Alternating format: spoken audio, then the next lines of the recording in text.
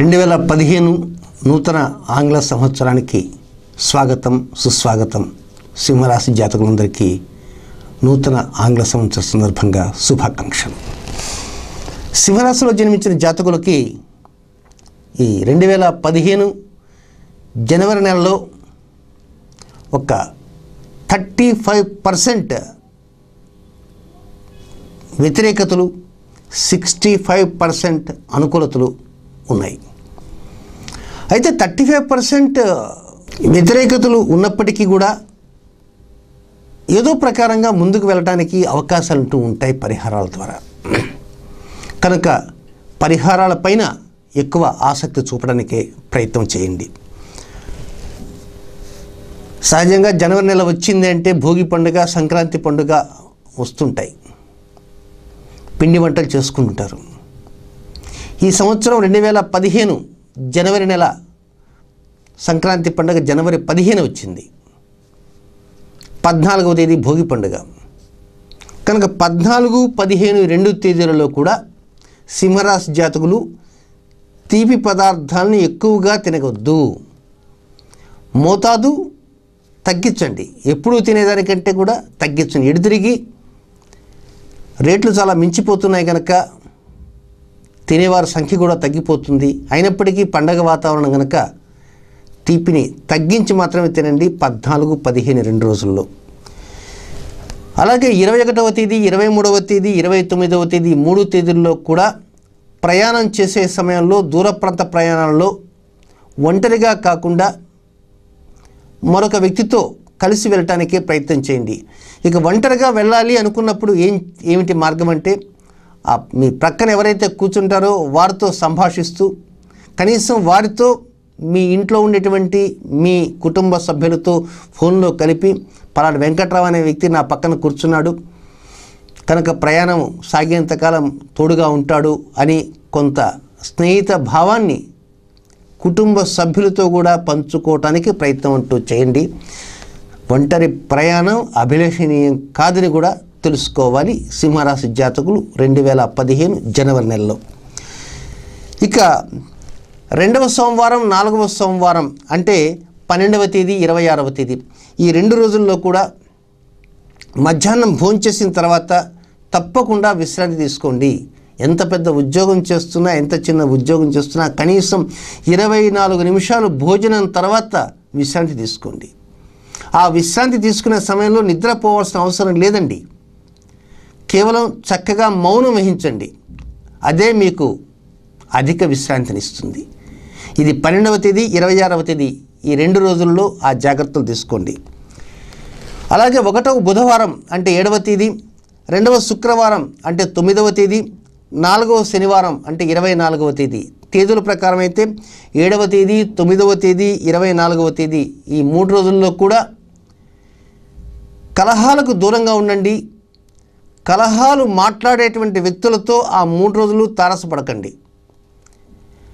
వీలైనంత వరకు వారు మిత్రులైనప్పటికీ కలహప్రదమైనటువంటి వాతావరణానికి అలవాటు పడేటువంటి నారదులైనప్పటికీ కూడా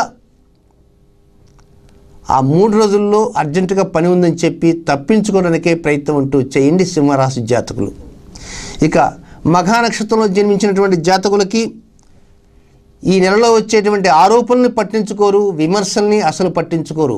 ఆరోపణల పాటికి ఆరోపణలు వస్తుంటాయి, విమర్శల పాటికి విమర్శలు వస్తుంటాయి. మీ పని మీరు చేస్తూ ఉంటారు, వాటిని లెక్క కూడా చేయరన్నమాట. ఏదో తెలియనటువంటి సపోర్ట్ మనకు లభిస్తున్నది అనేటువంటి ఒక ఆలోచన ధోరణిలో ఉంటారు. అలాగే అధికారుల చేత పూర్ణ లబ్ధి, అదే ఆ లబ్ధి అనేది కలుగటం వల్లనే ఎదుటివారి విమర్శల్ని పట్టించుకోరు, ముందుకు దూసుకుని వెళ్తూ ఉంటారు. ధైర్య సాహసాలతో కీర్తి ప్రతిష్టలను పెంచుకోవడానికి మీరు చేసే ప్రయత్నాలన్నీ కూడా సఫలీకృతం అవుతుంటాయి. అయితే వ్యతిరేకతలు ఉన్నాయి కదా, వ్యతిరేకతలు ఎలా చేయాలి అంటే ఈ రాశి జాతకులు సింహరాశిలో జన్మించిన మఖ, పుబ్బ, ఉత్తరాష్ట్ర జాతకులు ముగ్గురు కలిపినటువంటి ఒకే పరిహారం అనేది చెప్పబోతున్నాను. అలాగే పుబ్బ నక్షత్ర జాతకులు కూడా చేదు అనుభవాలు ఉండవు.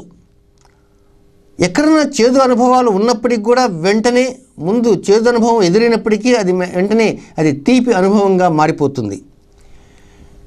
మీ దినచర్యలో మార్పులు చేర్పులు అనేటువంటివి అప్పటికప్పుడు చోటు చేసుకుని ఉంటాయి. ఆ మార్పులు చేర్పుల ద్వారా మంచి నిర్ణయాలు కూడా తీసుకుంటూ ఉంటారు. వ్యాపారంలో కావచ్చు, భాగస్వాములు కావచ్చు, వ్యాపార భాగస్వాములు కావచ్చు, ఉద్యోగంలో సహచరులు కావచ్చు, సహోద్యోగులు ఎవరైనా ఉన్నప్పటికీ, అలాగే కుటుంబంలో ఇతర కుటుంబ సభ్యులు వీరితో మంచి మంచి ఆలోచనలు అనేవి 3వ తేదీ, 11వ తేదీ, 19వ తేదీ, 24, 20 తేదీల్లో చేస్తూ ఉంటారు. తద్వారా లబ్ధి కూడా మీకు వస్తూ ఉంటుంది. శుభకార్య పరంపరకు సంబంధించినటువంటి అంశాల మీద ఎక్కువ దృష్టి కూడా కేంద్రీకరిస్తారు. వృద్ధాప్యంలో ఉన్నవారితో చేసేటువంటి చర్చలు మాత్రం కొంతవరకు వ్యతిరేక ధోరణిలో ఉంటాయి కనుక వారితో మీరు కోపతాపాలతో సంభాషించకుండా, ఎందుకంటే వారు వృద్ధాప్యంలో ఉన్నవారు కనుక మీరు కోపంతో మాట్లాడితే వారు ఎవరికి చెప్పుకోలేరు కనుక మీరు కోపాన్ని అణుచుకొని మాట్లాడడానికే ప్రయత్నం అంటూ చేయండి. ఉత్తర నక్షత్ర మొదటి పాదంలో జన్మించిన జాతకులు మాత్రం మీ సామర్థ్యాన్ని గుర్తించి ఎదుటివారు మీకు లబ్ధిని ప్రసాదించేటువంటి స్థితిలో మీరు ఉంటారు. అంటే విజయ పంథాలో ముందుకు దూసుకుని వెళ్ళగలిగేటువంటి అవకాశాలన్నీ కూడా వస్తాయి ఉత్తర మొదటి పాదం వారికి. సంతాన విషయాల్లో మాత్రం కొన్ని జాగ్రత్తలంటూ తీసుకోవాలి. సంతానం లేనటువంటి వారికి 21వ తేదీ నుంచి 27వ తేదీ నిర్ణయాలు మాత్రం జాగ్రత్తగా తీసుకోవడానికి ప్రయత్నం చేయండి. అలాగే సంతాన సంబంధమైనటువంటి శుభకార్య పరంపరలో కొన్ని విషయాలు ఉన్నప్పటికీ ఆ విశేషాలని తొందరపడి కుటుంబ వ్యక్తులకు తప్పించి ఇతర వ్యక్తులతో చెప్పకుండా దాటవేయటానికే ప్రయత్నం అంటూ చేయండి. ఇక మఖా నక్షత్రం, పుబ్బా నక్షత్రం, ఉత్తరా నక్షత్రం మొదటి పాదంలో 3 నక్షత్రాల్లో జన్మించిన జాతకులు 2015 జనవరి 4వ తేదీ ఆరుద్ర నక్షత్రం, ఆ రోజు పుష్యమాస పూర్ణిమ అంటారు, పుష్య పూర్ణిమ జరుగుతుంది. అలాగే 20వ తేదీ మంగళవారం, ఆ రోజు పుష్య అమావాస్య, దాన్ని మౌని అమావాస్య అంటారు.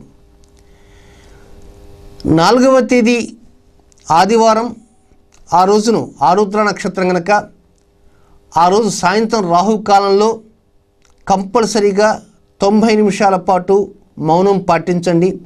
మౌనం పాటించే సమయంలో వేడి నీటిని కానీ, కాఫీని కానీ, టీని కానీ, ఆ తీసుకునే జల పదార్థం మీరు తాగేటువంటి వేడిని మీ స్థాయిని బట్టి వేడి ఉంటుంది. చల్లని పదార్థాలు మాత్రం స్వీకరించకుండా మౌనం పాటిస్తూ మధ్య మధ్యలో కాఫీ టీలు తాగడానికి ప్రయత్నం చేయండి.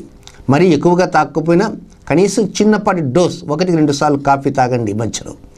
అంటే వేడి పానీయాన్ని మీ కడుపులోకి వెళ్ళాలి. 4వ తేదీ ఆదివారం ఆరుద్ర నక్షత్రంలో మౌనంతో కూడినటువంటి వేడి పానీయం.